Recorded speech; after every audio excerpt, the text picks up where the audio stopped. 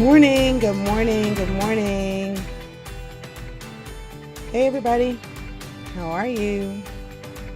I hope you had a great weekend, and I hope your week is off to a great start. I want to remind you that my goal is to get you going in the morning. So I know many of us, whether we are working from home or we have actually had to go back to the office or the classroom, that we are, getting up in the morning and getting our kids going and all the things. But if you happen to be watching this morning and you are still in the bed, can I encourage you to just sit up and turn the light on, maybe put your feet on the floor and get your day going. So I don't want to delay the start of your day. I want to encourage the start of your week. Hey, Tiffany Johnson from Philly. Hi. I'm glad to be with you this morning, and I have something special I want to share with you today. But first of all, hi, Instagram. First of all, I want you to know that I had Monique do a little prep for the talk this morning, and I want to share some statistics with you. I wanted to talk a little bit about anxiety with a friend of mine, and I'm going to share her info with you in just a second. But before I share our conversation, I wanted to tell you some things that have to do with anxiety, because anxiety is a big deal. I would normally say that I am not an anxiety sufferer, like some people are ongoingly dealing with anxiety. However, I think all of us deal at some point in time with situational anxiety, meaning that there's something, a relationship, a circumstance, a problem, a challenge that causes us to worry, to wonder, or to stay awake at night about the things that are concerning us. We can't fall asleep if we're feeling anxiety. We can't stay asleep if we're feeling anxiety. Our minds are going to the nth degree with all the possibilities of all the things that could happen if something doesn't go quite the way we hope that it will, or maybe things have gone wrong in the past and we're worried that they'll go wrong again. But this imagination that we have, is incredible. And sometimes our imaginations can run wild with us. Sometimes it's not because our imagines are running wild with us. It's because literally we have lived through it and we don't want it to happen again. So there's anxiety because because something has happened in the past, and we have had the bad relationships, and we have had the horrible job or horrible financial situations. But and so because we know how bad it can be, we don't want it to happen again. So Monique did some research, and I want to share that with you because I think the statistics are very telling. So here are some statistics about our struggle as a people with anxiety. So 6.8 million adults have generalized anxiety disorder, GAD, generalized anxiety disorder. 15 million adults suffer from social anxiety disorders. 41% of employees experience workplace anxiety. 19 million Americans suffer from specific phobias. In 2015, 264 million people in the world had an anxiety disorder. Panic disorder affects about 6 million people in the U.S. The statistics go on. And here's something telling. Over half of college students ask for help for their anxiety problems. We are dealing in this world, I think, with a ton of stress. Just forget COVID-19, just 21st century problems. Like, we are under a lot of stress. Some of it is caused, self-imposed, that we're too busy. We have too much on our plates. There's too many demands. There's too many expectations, and we're trying to meet them all at the same time. And we, especially as women, there are things that society has told us that we should do, that we should do well, that we should do without help. And then we try to do that without thinking about the seasons of our lives and then wonder why everything is a train wreck. That your health, your body is talking to you, your brain is talking to you. Like when you start realizing that you're trying to process something, and then your brain is just not working. Like it's just like literally. And sometimes that's not anxiety. Sometimes the stump in the middle of the road is because you're hungry or you're thirsty. Like your brain is mostly water and you're dehydrated and your brain actually can't function well. But a lot of it is anxiety and stress. There's a book called Margin by Richard Swenson I read years ago, medical doctor, who said he wanted to get to the bottom of all of the people that were coming to him that were experiencing physical symptoms with no physical cause. And then he looked at something that was not physical, the pace at which they were living their life, the amount of decisions that they had to make, the amount of things that were on their plate, the level of involvements and engagements that they had personally or that they had with their kids. And so, and then he said, listen, the problem is stress. So he had them change things in their lives to relieve this undercurrent of anxiety. And I think many of us are dealing with an undercurrent of anxiety. We just are overwhelmed, and we use that word a lot. Some of us won't use the word anxiety, but we'll use the word overwhelmed. We'll use the word overwhelmed to describe how we feel about what's happening in our lives. And so, so the point is this. The point is you need to understand that if you feel anxiety at any level, you are not by yourself. And I thought that I would have a conversation with a friend of mine to kind of tackle this topic head on. And what's really cool about this friend is that she's young and she's been dealing with anxiety as a disorder amongst a myriad of disorders and has a lot of wisdom of the topic regardless. So if you are here this morning, I would love to know that you're here. And so while I make a few announcements before I get to my conversation with my friend, then I would love to know, what did you have to drink this morning? I haven't asked that question in a while. What was your drink of choice?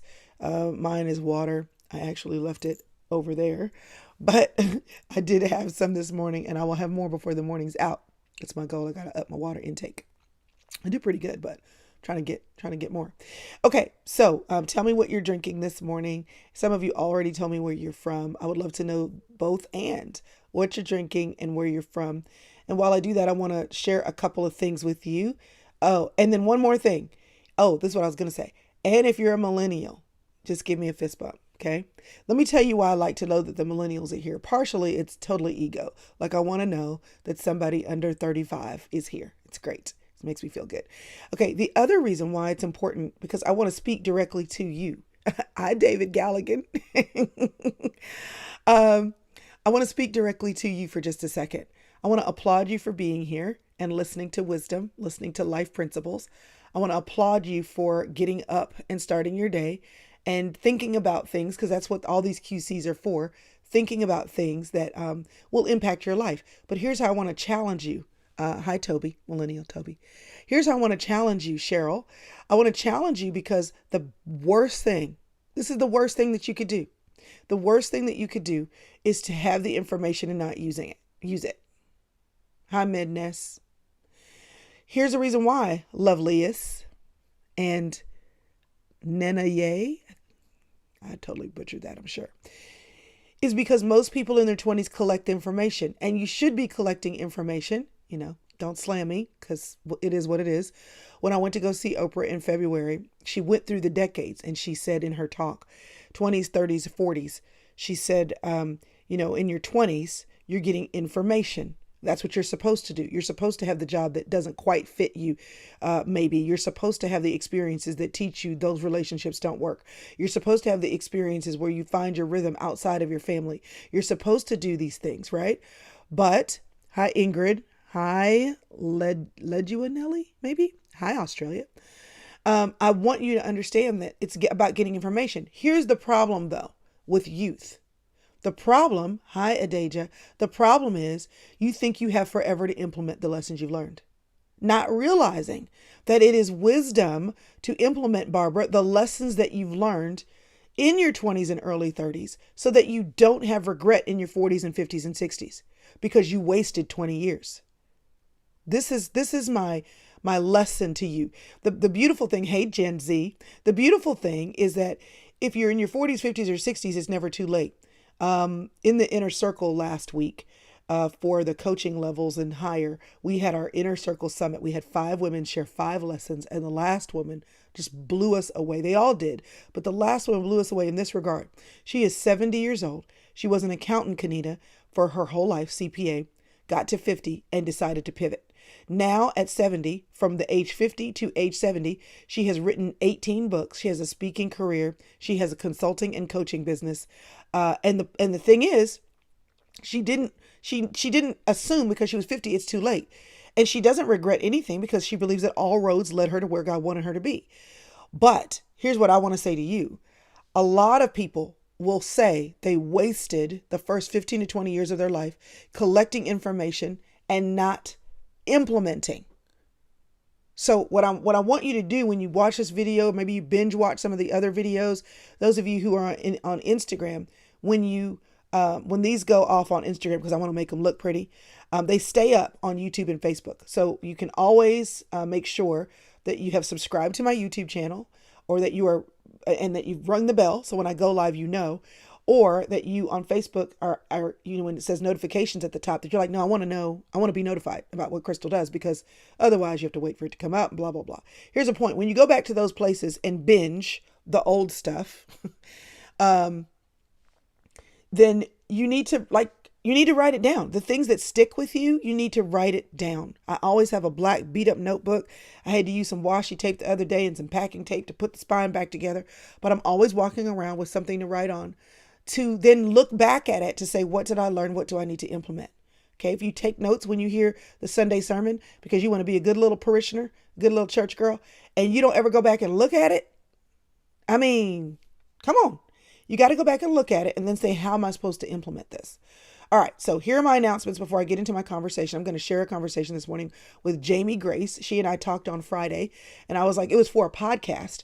But I was like, you know what? I'm going to share it so y'all can see her, because we were videoing and she's very animated, and I wanted you all to see all that. So I'm going to share my conversation with you that I had with her in just a moment. But here is some exciting news. Here's some exciting news. You can, let me fix this. You can now register for the Sister Circle online event. It is now live. If you're on my email list, you know all about it. And you can simply go to crystalevanshurst.com/TSC. Okay. Now, what I have on the screen for you right now is crystalevanshurst.com, period, because you need to get on my email list. But if you want to know more about the event, that I want you to go to crystalevanshurst.com/TSC online. crystalevanshurst.com/TSC online. Let me see if I can't put that on the screen for y'all who are on YouTube and Facebook so that you can see. But here's the deal. You all, last time, it won't let me do it on the screen. Last time, let's see. Oh, maybe it'll let me do it here. Okay. Last time we had this event, y'all, we had so much fun. There were almost 1,000 women who were a part of the event. It was crazy great. But here's what we were told. Oh my goodness, it's so much information. There's so many people that you have teaching. There's 40 teachers. And I don't believe in letting you have it forever, because here's what I know about forever, then people don't put it to use. So what we have done is we've said, okay, based on the level that you're in, you can have it for 7 days or 14 days. And then we cut it in half. We cut it in half so that we said, and we lowered the price a little bit. Instead of 40 teachers being in the online event, we cut it in half, 20. And then the other 20, we put in the inner circle for December before it goes live in January for everybody else. So it's the same amount of teachers, but if you're in the inner circle at the coaching level or higher, then you get access to everybody. So here's the deal. Go to crystalevanshurst.com/TSC online. Now, here's when it is. Let me give you the details. It is November the 13th and 14th. Okay, Friday and Saturday. And I've always done a speaking and writing summit. always. I've never done anything else. But more and more people have asked me for a business summit because there's all the questions. There's picking a team, there's starting your business, there's getting the idea for your business, it's setting up processes and procedures that work, all these things.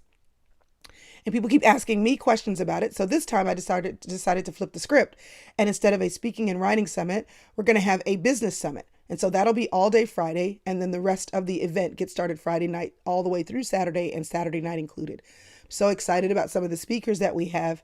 Lisa Bevere and Chandria Riddick is coming back, and Jan Greenwood, and just you'll look at the site and you'll see crystalevanshurst.com/TSC online, November 13th and 14th, business summit for those of you who are interested in that. Now you hear me mentioning the inner circle. Okay. And I know many of you all have gone there and you're like, but wait, the inner circle, like all the things that you're talking about, I don't see those things.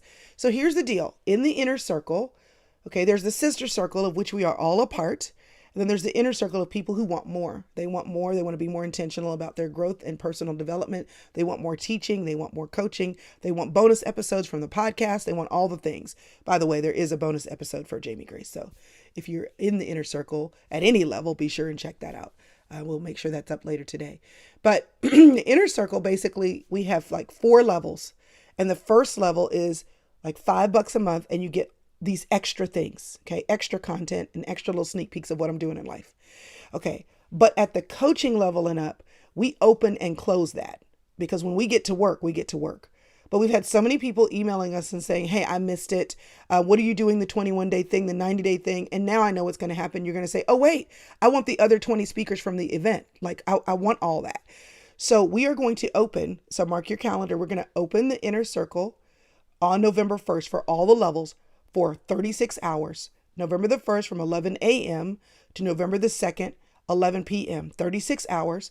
And if you missed it, or now you're like, oh, now I know about it, then you can jump into it then. All right. I got to get through my announcements so I can get to Jamie Grace.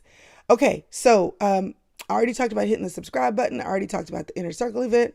Is there anything else I need to talk to you about? Oh, last week's podcast. If you are not grabbing my podcast on iTunes or Spotify or Google Play or Stitcher, do it and subscribe. So as soon as they drop, you'll have them. I interviewed Addison Bevere last week, Lisa Bevere's son, John and Lisa Bevere's son. Y'all, amazing podcast. Every now and then I invite a guy into the sister circle to have a conversation. It was amazing. And we talked about walking and believing that you are who God says you are, capturing your identity and believing who you are before you turn into that person. Like before you turn into the princess, that you believe that you are royalty. That's the whole concept of our conversation. And it was amazing. I'm also going to release my Jamie Grace podcast, the video that I'm going to show you in just a second. I'm going to release that as a podcast this week so you can listen again if you have to jump off this morning because you can't watch. And then later this week, I've got another conversation coming from Trudy Cathy White, one of the Chick-fil-A children. And she's going to be talking about her mother. She wrote a book about her mother. It's amazing about the impact of a mother on a generation. So many things, but I wanted to make sure that you're aware of the fact that the inner circle is opening up soon. But right now you can register for the online event. Okay. Those are all of my announcements. And let me see if I can do what I'm supposed to do because, I'm my own production person. So hold on, let me grab it.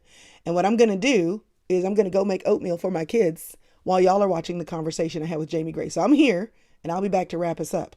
But I want you to watch this conversation. It is amazing. All right, y'all. Enjoy. Y'all, anxiety is real. We got to deal with it and talk about it head on. Oh, Instagram. Hi, Jesse. Y'all, Jesse, my husband, is on Instagram. So Instagram, I just realized I can't show it to you here. So jump onto YouTube or Facebook to watch. Okay. I'm sorry. I haven't hooked up my whole little thing that allows me to do everything from the same source. So I'm on live with you, but I'm going to turn this on and then y'all can jump on YouTube or Facebook to watch. Okay. Hold on, y'all. Here we go. Hey, y'all. I am here with Jamie Grace, and I'm so grateful to be with her. So it's fun for me when I get to talk to people that I kind of sort of know, like acquaintances, like, we've maybe met each other in passing at a speaking engagement, or maybe we've been a part of a project. But Jamie, I've been to her house, I've held her baby. I feel like, she is connected with my sister Priscilla, her and Morgan both before. And so I feel like it's kind of like a family situation, honestly. I feel like you're a little sister. And with big sister pride, I'm really excited about the things that are happening in your life. Okay, just as quiet as it's kept, sidebar. I'm like, what is Jamie doing on YouTube? Like, I'm like, okay, what is she doing? She's got not only like you're a creative who loves everything music and video and talking and acting and personality and music, but you also have been doing YouTube for quite some time. So just the whole vibe of, okay, my millennial crush who's doing all the things. And am I current? Am I doing things the way I should be doing? Like, quiet as it's kept, I'm always looking at what you're doing. So just know that that's like for real. But right now, I want to just say I'm proud of you because you have written, this is your first book, right? Yeah, it's like my first actually like with a publisher book. Like Yeah. with a publisher book. So your new book is called Finding Quiet, but I'm more excited because I think the fact that anybody can finish a book. I mean, I know how difficult that is, but also the topic, the content of your book. There are a lot of books that people finish that don't make me say, "Oh, they're going to give me a window not only into their life but into their discoveries about how to overcome." And so your book, is about anxiety. It's about kind of being okay with who you are and being able to find moments of silence in a noisy world, being acceptant of who you are, but also being confident in your relationship with Jesus Christ to, based on his creation of you, be the best you that you can be. And anxiety is something a lot of people deal with, but it's also a whole thing that even people like, I would not say that I traditionally, historically deal with anxiety. Maybe I don't know. But what I can say that is whatever I thought anxiety is, whatever I thought it would do to a person, listen, 2020, anxiety has had its way with me. And I think a lot of people, you know what I mean? Like, even if they haven't had anxiety as an ongoing challenge, 2020 has brought that. It's brought that in the form of grief, or it's brought that in the form of questions and things we can't control. It's brought that in the form of what's going to happen tomorrow. I mean, whether we're talking about all of the cultural chaos, we're talking about all the things that make us want to, not have conversations with people that we love because of politics, Yeah. whether it's because of job loss, it's because of change, it's because of a move. I mean, we've all had at least one thing that has made us go, wait a minute, wait a minute. And I think that this is really a current conversation for right now. So, number one, I'm proud of you for your book. Thank you so much. Number two, I'm proud of you for your message. And number three, I'm proud of you for being willing to talk to me about that message today on the show and make it currently applicable for where everybody is. So let me start with this. How has your anxiety, because it's something that you've talked about before, just online, how has it been impacted this year? Are you like, I'm an old pro, like I deal with it, but when it comes, nothing new. 2020 just threw me new things and I knew what to do? Or are you like, no, even with my history, 2020 threw me a couple of curveballs? Yeah. I do want to say really quick, just if it makes you feel any better. The other day, I reached out to a fellow singer-songwriter who is doing really cool stuff on TikTok. And I asked her, I was like, "Are you Gen Z?" I was like, "Can you help me?" I I love was like, that. You're a Gen Z, aren't you?" Because my husband, this is embarrassing to say, my husband is like 11 months away from being Gen Z. Oh my goodness. Everything, was legal. We're fine. But yeah, so I had to reach out to a Gen Zer the other day and ask how to work TikTok, and I still don't fully understand. So, um, Do you have one? I mean, just another I sidebar. Do do. you? I love TikTok. I just don't always know like how to make sounds. Okay, here's the question. Here's the question. I'm going to ask you, oh, wise one. Do Okay. you think that TikTok's going to make it now that Instagram put out Reels? Because, there was Vine and then that died. Like, there are things that come and go. Do you think it's going to make it? I think that the majority of Gen Z on TikTok sits back and giggles at everyone older than them that uses Reels. I think that if they use Reels, then they're like, I gotta use it for my brand. But I think secretly they're like, let's hope all the millennials get out of here so we can do what we want. You know what I So we mean? can do what we So want. That is I so I funny. think with every generation, there's just going to be something that they claim as their own, Yeah. and this is what it like. I didn't know they were still using Snapchat. I was like, oh, that's gone, and another thing I don't have to worry about. And then one of my clients the other day, she was like, actually, we use it all the time. I was like, oh gosh, I'm so old.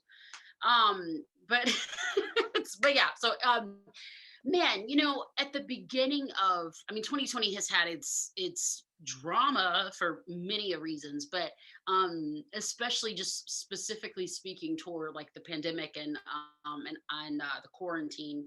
At the very beginning of it, and this is not to be political or controversial, but we were Yeah. living in California at the time, and so when they kind of put out I think it was like a 2 week lockdown or 6 weeks or 2 months, whatever it was, and we were quite hopeful that that was all it would be, because of my desire to plan and my desire to fix things and be like, okay, let's ABC, we got this. I With all due respect to the fact that it's a very serious situation, I was kind of like, I've been waiting for this my whole life. I was excited about the Mm. concept of like, we got to find toilet paper. Let's see who can get it. And like, oh, what if there's an old lady in the parking lot that doesn't have it? We're going to bless her with 6 rolls. I liked the idea of like, I went out and bought supplies to make hand sanitizer, and I spent way too long learning how to make it, only to find out that I completely failed and it just looked like really bad hair product and our house smelled horrible for like 3 days. It's fine. So I asked my husband, my sweet husband, he drove almost 3 hours round trip the day before lockdown to go and find me this one workout thing for our video game, because I was like, this is the perfect time to get back in shape because I don't have to go anywhere. At that point, I had maybe 3 concerts canceled, and I was like, I can rest and work on myself. So I really was ready. I was like, I got this. We can do this. Not a problem. A lot of times with my anxiety, it's not always I get anxious to shut down. I just get anxious. And so in that moment, I was anxious to plan, I was anxious to do, I was anxious to be prepared. Mhm. Um, but as the 2 week quarantine turned into eternity, and as my 3 weeks of or 3 canceled concerts turned into, I have no idea when I will ever play a concert again. Mm. As those things happened, it got worse. Probably somewhere around like, my daughter's first birthday was in June. So that gave me something hopeful to look forward to and to celebrate with family. As I started to process um, that we would have like the anxiety of going somewhere while wearing a mask, that was a lot for me. But I was like, well, my husband's doing all the shopping, it's not a big deal. But at some point, like a couple months went by, and I was like, I might have to go somewhere. I What's haven't the like problem with the mask? Why was that a thing? any change just sometimes gives me anxiety. So, I was just nervous about wearing a mask. I was nervous about, I mean, I think in the beginning, I just kind of took it almost as like a fun adventure, Yeah. but the actual concept of going outside and seeing what was going on, wearing a mask means accepting the reality that things have changed. Seeing, nurses and doctors in a mask means, wow, this is actually a Mhm. risk. I think about the sweet girl that we know named Starla. She's a beautiful little girl, cancer survivor. And I had a social media relationship with her family before. She was a fan of my music. And so we were always friends on social media. And when I met her, this is years ago, she's like 11 now, and I met her when she was about 4 or 5. Um, Seeing them on FaceTime and emails, it was sweet. It was fun. It was, oh my goodness, I get to be an inspiration in this little girl's life. But seeing her in person and realizing, oh, her family has to wear a mask around her Mhm. because she has Mhm. cancer, um, that it changes things. It brings it into reality. And so after I hadn't seen my parents for about 2 to 3 months, like, I mean, I love them, I miss them all the time, but 2 to 3 months of me not seeing them, that was a different story. And so then it was like, if I want to see them, I got to get out, I got to go outside. um my husband and I just moved into, and I don't say this to be bougie, I'm gonna throw up after this, but it is what it is.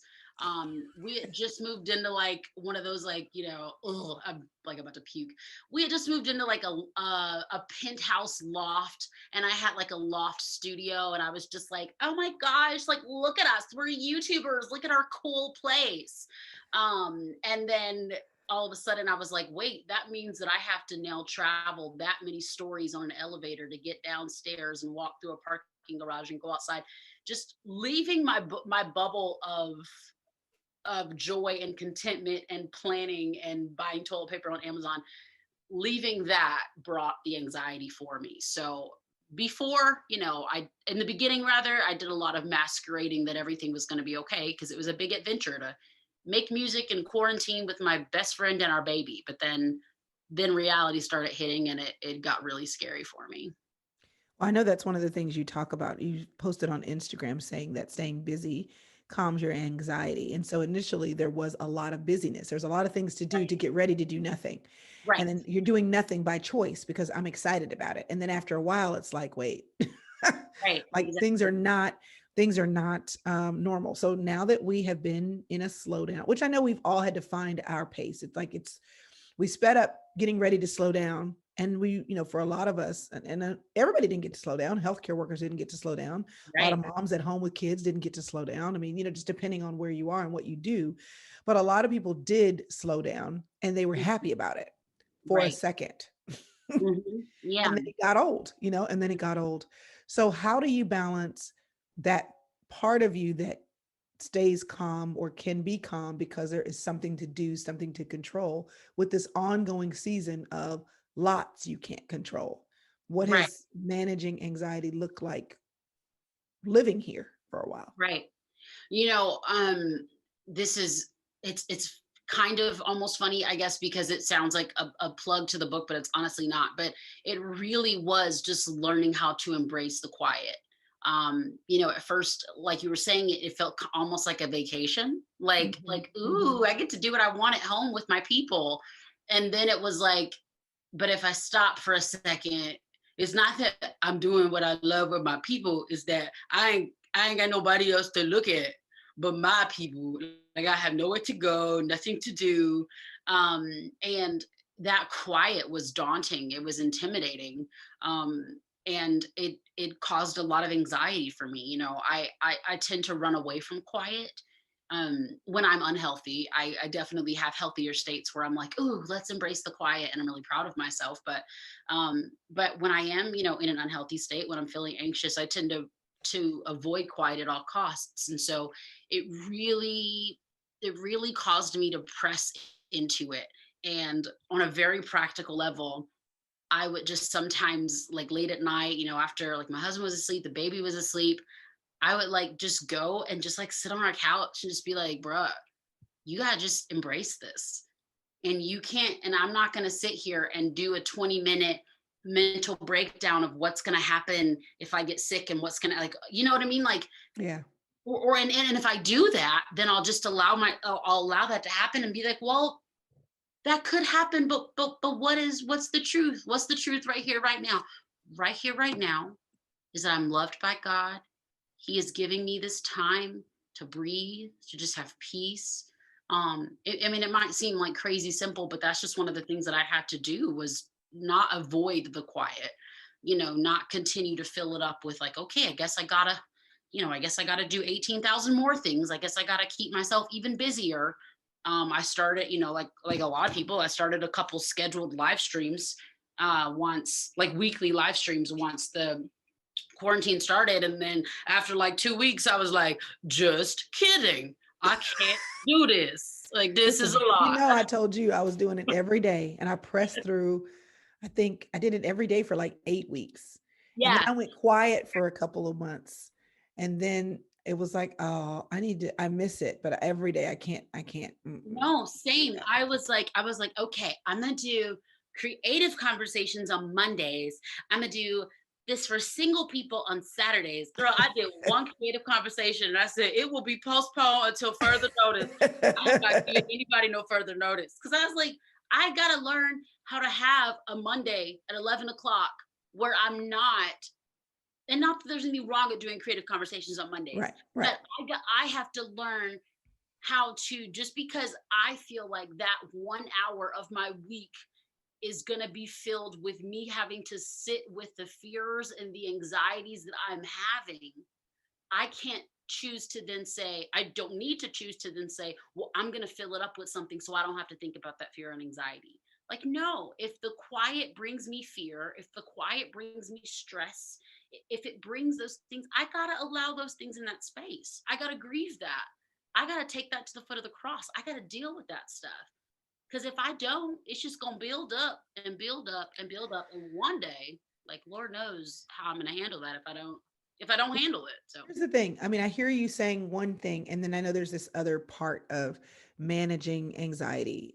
One of the things I hear you saying is that the places that you are avoiding, sometimes they require you pressing in and owning it, working at it, being able to overcome it means pressing in. So quiet was not a place that you wanted to visit because it allowed you to run smack dab into the very thing you were trying to avoid. right, But holding that intention with the other side, which is having good boundaries around the things that bring unnecessary anxiety, not so right, that you can avoid the anxiety, but so that you can not be triggered unnecessarily by right, things that are not good for you anyway. See, quiet, I can see it's good. Like we should be able to, be by ourselves. We should be able to have the room to think. We shouldn't be, I mean, I get that. But how do you hold intention? Okay, I got to embrace the quiet or whatever it is that I'm afraid of because I'm afraid I will feel anxiety with. There are some things I don't engage with because these things are triggers and I don't need these things in my life. How do you know the difference between in the embracing and the engaging and the healthy boundary? oh, that's a good question. That's so good. Um, Man, I mean, this is such a Well, let me rephrase that. What do you specifically not do because right, it does bring unnecessary triggers for anxiety in your life? You're like, right, right. I'm not engaging with that. Man, okay. Yeah, I've got you. So my answer was just gonna be like so preacher's kid, and then it was also like gonna kind of sound like I was like trying to like be like a super fan of you real quick. But I wasn't like trying. I mean, not that I'm not. I just didn't want. Okay.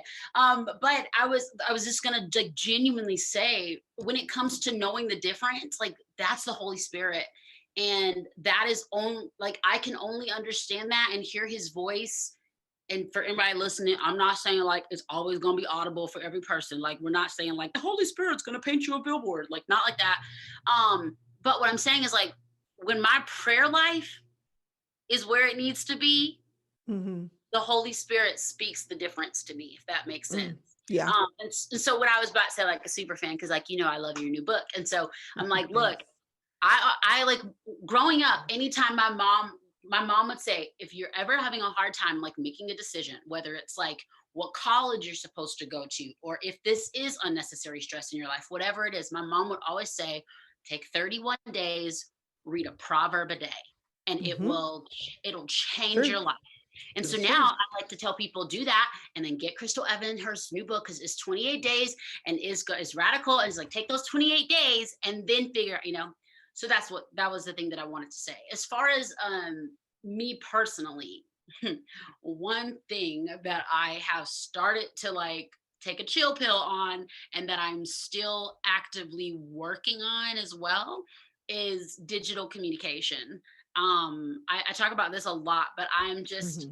I'm the older I get, the more I am embracing that it's okay if I am not exceptional at digital communication.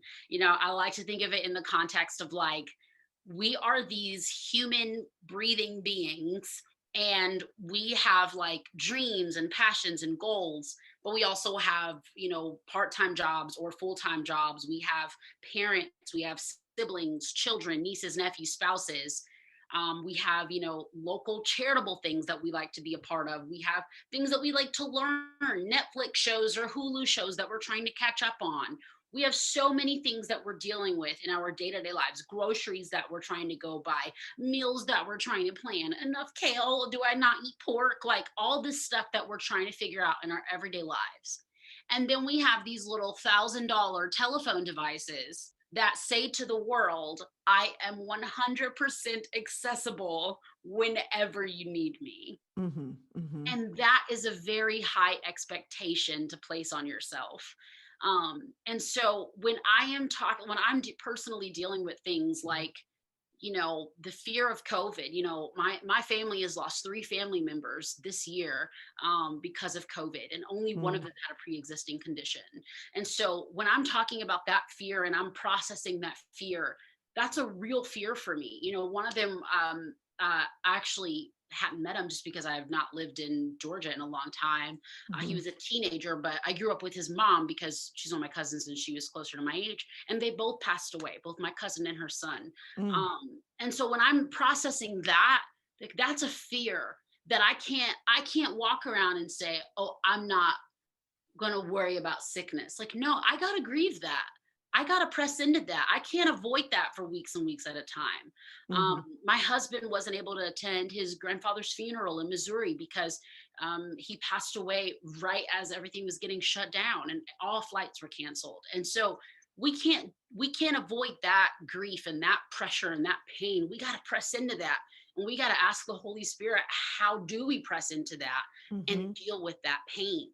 But when it comes to the things that are not necessary, like someone texting, and this is just a pressure for me, when it's like when someone from college or high school or middle school I has not talked to since I was an infant, when they send me a DM on Instagram and they say, hey, how are you doing?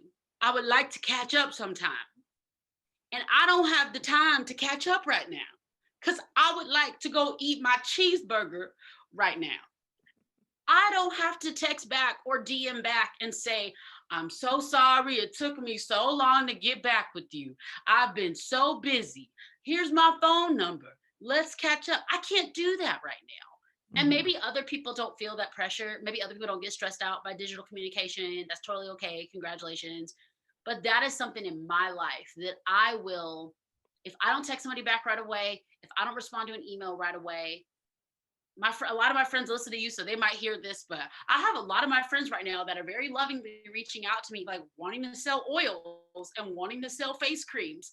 I think it's really awesome that they're doing that, but I don't have the time to do that, nor do I have the time to respond to your message about it right now. But then I will get in this little Jamie Grace thing that's like, oh, I'm such a bad person. They're going to think that I became a celebrity and I've changed and I don't love them and I'm busy. So, yeah, when I'm prayed up, the Holy Spirit gives me the grace to not beat myself up for those things and to be okay with the fact that some things are adding pressure and anxiety and stress to my life that I don't need to add to my life right now. And so yeah. So let me ask you a question. How, because what you just talked about was a little anxiety, a little stress, but a little guilt. Yeah. So what do you say, like practically, what do you say in that moment where you feel it? You feel like, oh, they're going to think. What do you actually say to yourself to take that guilt backpack off? Sometimes I say out loud, you're not a terrible person. It Mhm. it sounds so simple, but sometimes I forget. Um, I have a sign up right here in my office that says you make good videos. So sometimes when I put up a video and 8 people watch it, and I know it's my mom pressing Hey, refresh, people don't want your stuff. Girl, just come in on. case. You don't know, Crystal. Sometimes. But, No, I but look at your, I know what your stats say. 8 people ain't watching your videos. thank you. But okay, if we're gonna say numbers though, sometimes, real I talk, know. I know what you mean. if I put my daughter in a video, it'll have 30,000 views over the weekend. It'll be me pouring out my heart and soul, telling my testimony. It'll be 1,000 views. That's a lot Yeah. of views. But Yes. sometimes I But start getting insecure and I'm like, I'm not about to pimp my baby out just to get views, but like y'all, oh, I've been listen, working, you know what I mean? quiet as it's kept. I had a whole conversation with Karis. I was like, you ought to give Ellie her own Instagram. And you know what she told me? But, She said, oh no, her viewers are my viewers. yeah, Her followers are my followers. right, I said, are you using your child for Instagram followers? And she's like, it is what it is. I was right. like, literally the reason, and I respect, I love the way she posts on social, you know that. Oh I yeah, it's respect gorgeous. every mom's discernment on that, because that Oh was yeah. for the exact same Because reason. Isabella, she has her own situation, doesn't she? The reason why she has her own Instagram is because I was like, I need to make sure that I don't milk it on my. I know Well, my. let me just be, just be forthcoming. I'm always telling Karis, I'm like, I could still have a baby if I want to. If me and your dad decide to do the thing, I could do it. She gets all unnerved every single time. She's like, Mom, that's not funny. I'm like, why? Why can't I do what I want to do? And she's like, because it's my time. It's your time to be a grandmother. But this is what I told her. I said, listen, watch me get pregnant. I said my Instagram following, YouTube, it would You just would blow it would up. explode. It would It would explode. explode because everybody would want to see the geriatric lady have a baby. That's what would happen. People are obsessed with certain little things. Like I Yes. in this present state of my life, I think babies are beautiful. I personally think my daughter is the most fantastic little girl in the world. I actually think your granddaughter is a solid top 3 runner up. Like I love that baby so much. But I have no interest. The Lord may change my heart on this. I don't presently feel called to grow another person, but I know that if I did, I would Oh, just, guaranteed. You would at least grow by 30 to 40%. yes, content for a solid 14 more months. Uh-huh. And so Uh-huh. what I have to do, like genuinely have to do, is have a sign up in my office that says you make good videos. And Yeah. I have to walk around my house and say, you're a good friend. Because Yeah. I have to have that reminder for myself when that guilt does come in. And also, I'm not going to say that I'm great. Oh, I have another one too, right across here. I'll even show it to you. Right across from me is one of Morgan's pieces that says, "Note to self: You can do this." Because I forget I can do this all the time. I tell my husband, poor man, I'll wake him up from a nap, be like, "Hey, I'm I'm a good person, right? I'm good. We good." Because I think oftentimes like that quiet space, that not responding to something, not Yeah. hearing back, not having affirmation, Hmm. that guilt starts to seep in. And I like to use the example, like I learned, I think wives do this so often. I don't know if it's a young wife thing or what. I would love to hear, like, with your beautiful wisdom, if you still do this. But like, if I'm sitting in the room with my husband and he doesn't say anything, like for like half an hour, I immediately think we're fighting. I'm like, uh-oh. And then I'll be like, babe, what's on your mind? And he's like, hey, did you know that Tom Brady is now the football person in Florida? Like, just like he's not mad Yeah. at me. Like, We girls make all kinds of assumptions about oh, what our husbands are thinking, and we're all usually the wrong. time. And we often do it in the Hmm. quiet. We often do it in the quiet. We seldom do it while we're listening to music, while we're watching a show. When we are missing that affirmation, that validation, whatever it might be, we can start to feel guilty, we can start to feel anxious, all those things. And so what I'm trying to do is, stay prayed up, stay verbally affirming myself from what the Lord says to me about who I am and what I'm capable of and what I'm not capable of, but what he is capable of through me. Or I'm capable, I can do all things through Christ. Yes, There well, you I'm go. capable. Yeah, there we go. That is my daily prayer, is that I can just continue to press into the truth and not all of the everything that my mind tells me. One of the interesting things about you is that you were a young creator. You were nominated for a Grammy when you were in college, and your career kind of skyrocketed. And so you had this wonderful building thing happening in your life at the same time. You're colliding with the reality. I mean, because you've known about, I mean, and we've talked about this before. In fact, I'll make sure that in the notes for this, that I refer back to all the interesting conversations I've had with Jamie already. But I know that there was a coming of knowing, a journey into knowing who you are, what your diagnosis is, and this I could see could easily collide with, oh, but I'm good at this and I'm being rewarded in like public circles for what I do. But there's this part of me that, is this okay for me to be this person, for me to have this struggle and to be in everybody's face?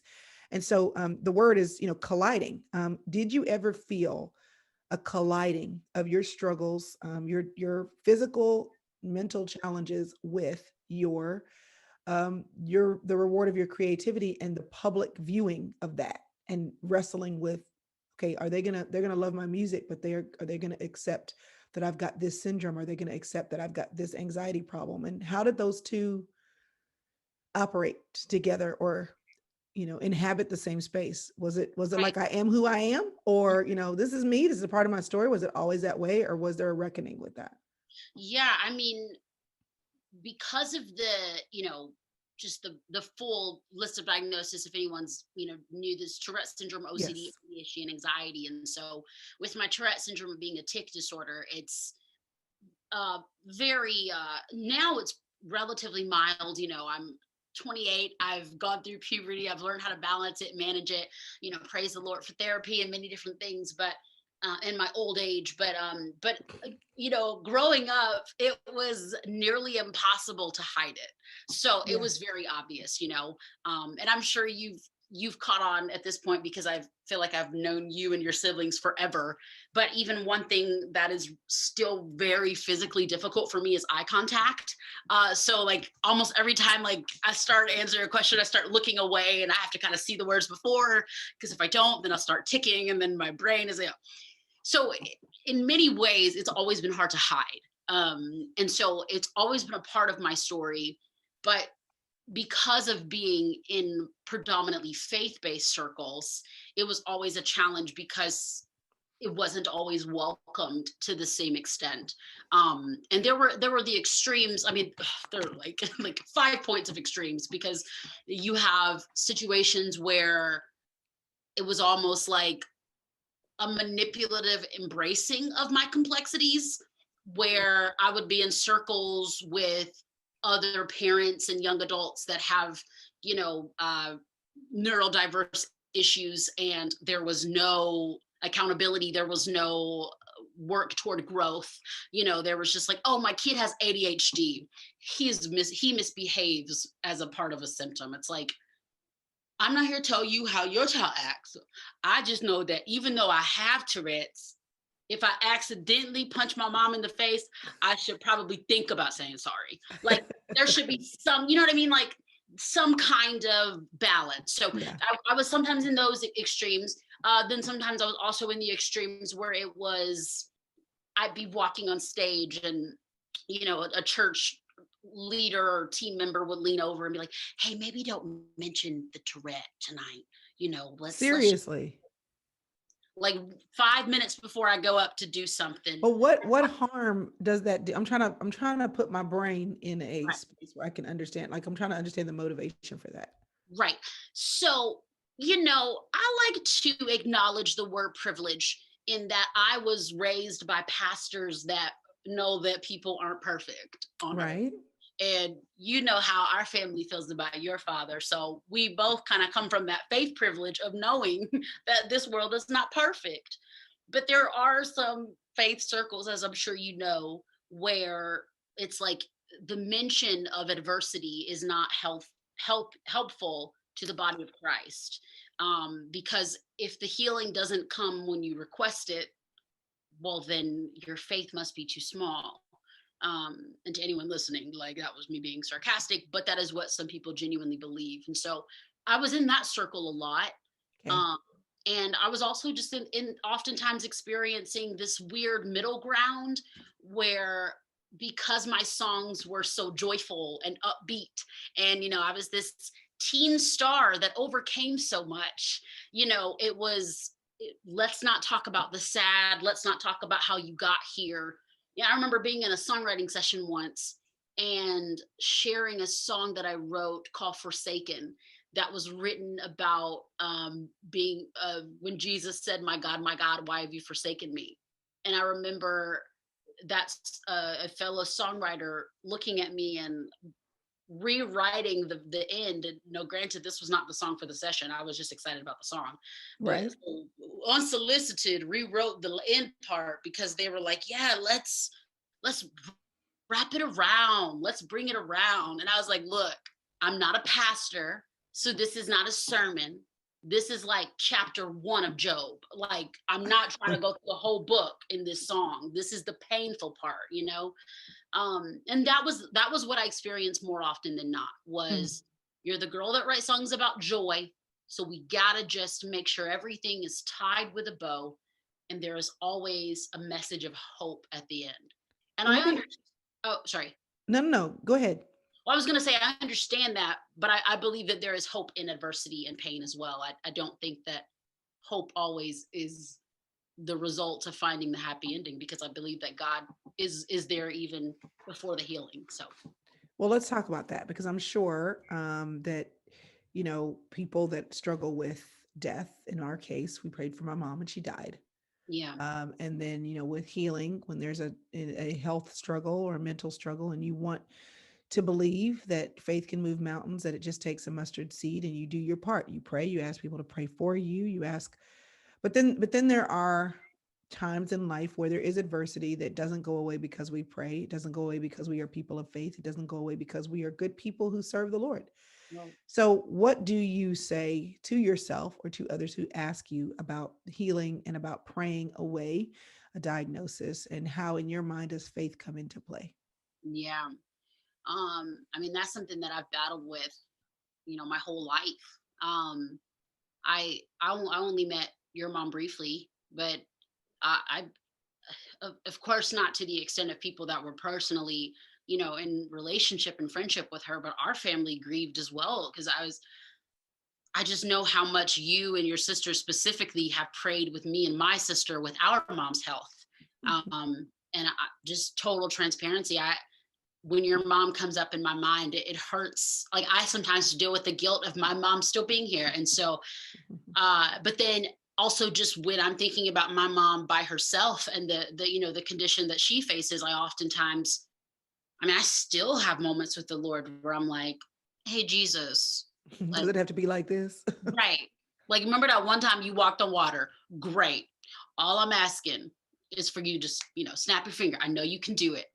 Um, I don't want to sound as though I fantasize heaven, but I like in the way that I don't embrace what God has given me now, but I do smile about it often.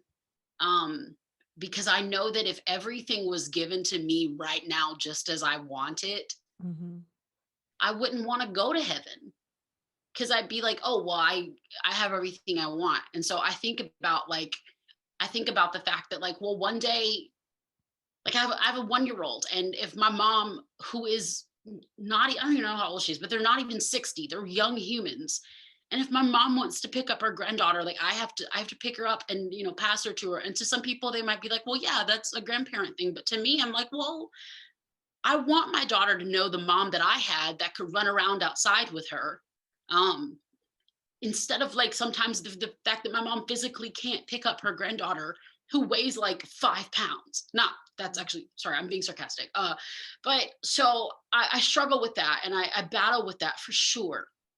But then I just think about the healing that she will have, the healing that I know that God, my God, is capable of. And one, I celebrate that, but two, I celebrate what He has done as well. And I know that though my mom's physical body may not be healed to the standard of what we deem to be healthy on this earth, Mhm. I've never seen a person that has met that woman and has not had hours of stories to tell about how she has blessed their life. And I'm talking random people that she talks to in the grocery store for 30 I've had a random conversation with her. I was on the phone with her for 2 hours one time. I believe it. I I believe it. felt special. I felt Yes, special. yes, she is, because she is remarkable. She is so remarkable. And who am I? Who am I to say that because she does not have the physical healing of someone else, that her soul is not the strongest soul that God could ever, like, have for her? Like, who am I to look and say, oh, this is not the mom I want? Like, why would I do that? Because God has given her a soul and a spirit and a mind and a joy about her that is life changing. And so, and then again, I grieve. I allow myself to grieve. I allow I allow myself to grieve. I'll say this really quick, but uh, our family faced a trauma as a whole. When I was in middle school, my mom's big brother and best friend um, passed away at Thanksgiving dinner. So all of my aunts, Mm, uncles, and cousins, we all watched him pass away together um, after a very sudden heart attack. And I remember my father, who is a pastor, who some would think, oh, he's a pastor, he's supposed to provide words to heal and to help. mhm, I remember him holding me on the couch the next day as I cried. And I can remember the smell of the room. I can remember the feeling of the couch. And I remember my dad, all he said to me was, "This hurts." mhm, And he just mhm, let me cry. And I just mhm, I wonder how different my perspective of Jesus and faith and family would be if my dad had been like, "It'll get better. You'll mhm. God needed another flower. Well, give it 24 weeks and you'll be fine." Just being given that privilege to like say this hurts. It lets you walk in a freedom that can only be found in Christ Jesus. And I love that as followers of Christ, as children of God, I love that we have the privilege to let things hurt and heal in God's perfect timing. And he's really genuinely with us every step of the way. So, anxiety, the struggle, the Tourette's, the OCD, ADHD, the moments when you find yourself running to isolation and deprecation. See, now I'm never going to be able to say that word again without thinking about the other word. When you are fighting the hard parts of that, when you are fighting the hard parts of that,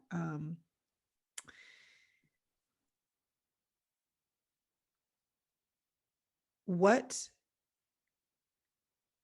what is the, for lack of a better word, what is the joy that you take from, like you just talked about your mom, but think about yourself for a second.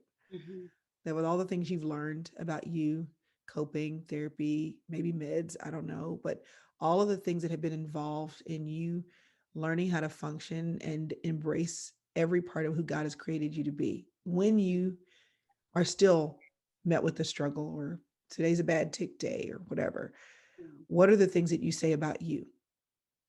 So give a Yeah. little bit to you that you were just giving to your mom. What does that say in that struggle? How do you view this struggle? Because I'm thinking about the person who's watching and saying, yes, but Jamie Mhm. has this great career and it's become part of her story. And okay, but she, now has a loving husband and she has a daughter and she has a great relationship with her family. So sure, she has this list of things, but she has all these other things to make it better. Mhm. Yeah. When you are fighting through, because you do still Yeah. sometimes, what are you having to tell yourself to keep all of that in right perspective? Right.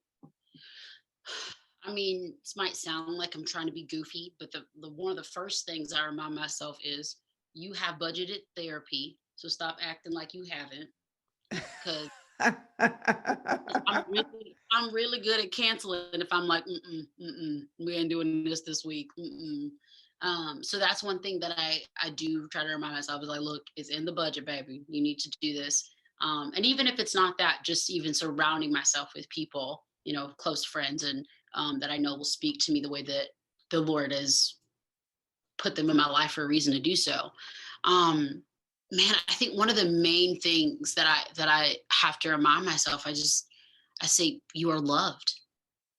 Because I'm really good at like I'm really good at sometimes allowing my mind to like tell me that I'm not. Um, it's I love my life. I do. I really, really genuinely do.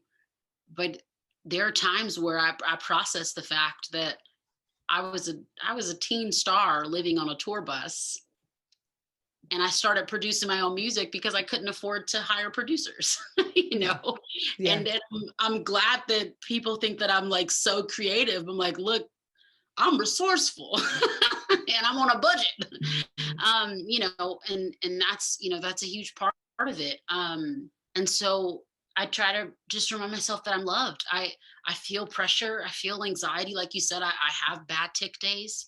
Um, I also try to remind myself like it's I another one thing that I do say a lot, which might sound very negative, but it's something that I have to say a lot is like I hate saying it out loud. Like I'm literally struggling with like actually making myself say this right now, but it's like it's not your job to change the world.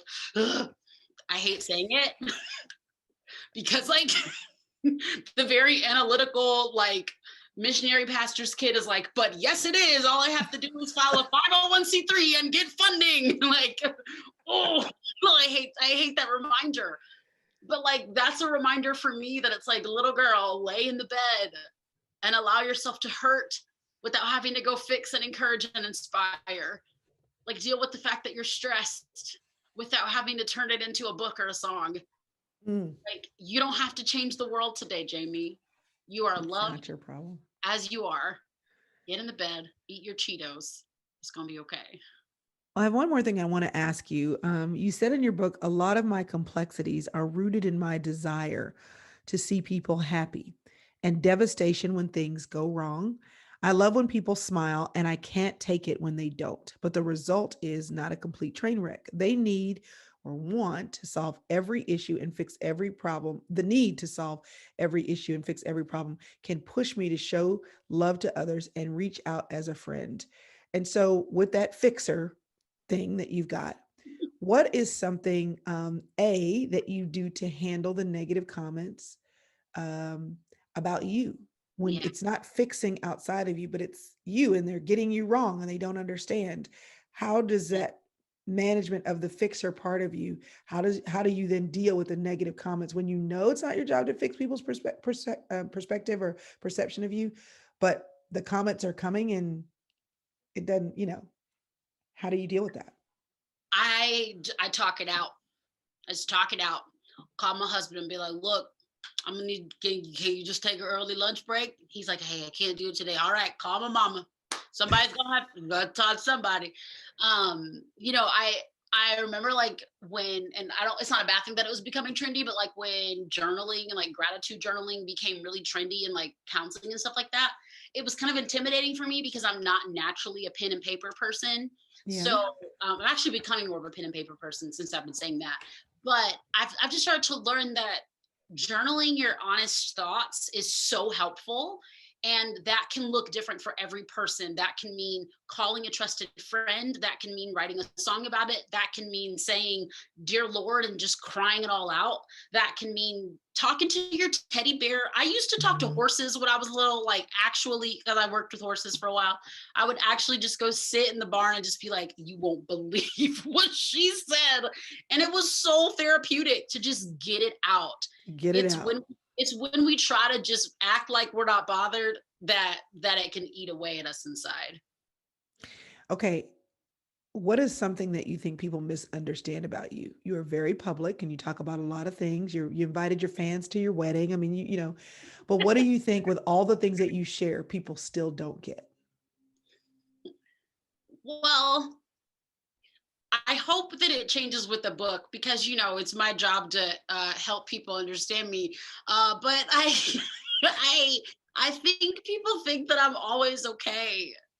Um, you Mm. know, I especially when what I talk about, and if you're into the Enneagram, I'm a 7, and so people see like oh wow, like look at her, like look at her YouTube, look at her videos, look at all the stuff she's doing, like wow, like I've gotten of course people being excited that the book is out, and I talked to one of my friends today, and I was like just being real about just the anxiety that comes with the pressure of releasing a book. And I was just so grateful that she reached out and I, had someone to share that with. But yeah, I think for the first time, it really hit me that everybody thought I was okay when I was pregnant, like all the time, Mm. because that was just as I feel like I got more vulnerable like in the last few years. Mhm. And everybody was just always asking for like a pregnancy photo, like, oh my gosh, like let me see the bump, like where's the bump, like which super cute if you want to show your bump. I have no problem with that at all. But like when I tell you that I went through a very dark depression during that pregnancy. Like, I Mhm. don't even know if you noticed when you came and met the baby, but I was much more like mild and just a lot calmer. Like, I was very depressed for a long time. I was diagnosed with postpartum depression and medicated when she was about 3 months old, which is right around the time that you met her. Mhm. So that was really hard for me. Just I didn't want to tell people my business. I'm glad that I'm telling them kind of like after I've started figuring things out. But that's one thing that I wish that like I mean I think that that is applicable to anyone in my situation when you're the friend that's making people laugh and you're like maybe seen as the joyful friend. It's like I saw some tweet that was like check on your strong friends because Yeah. we're not always okay, and it's okay not to be okay, but we just don't want people to think that we always are. Well, yes, I noticed. I've been momming a long time. Yeah. But I also knew you had a great husband and you had a great support system. And I Oh, knew you were doing a good job being a thank mom. You were just finding your way. And you. I also knew that you spent a lot of time investing in Mhm. understanding how to find your way when you've been met with different things. And so it wasn't my place or my job, but I've been a mom a long Hey, time. well, if I can say, I appreciate you saying that, but also I feel like you at the same time, I think that's just such a beautiful perspective that you said of like it's not your place, but at the same time, I genuinely know that you did fulfill your purpose there.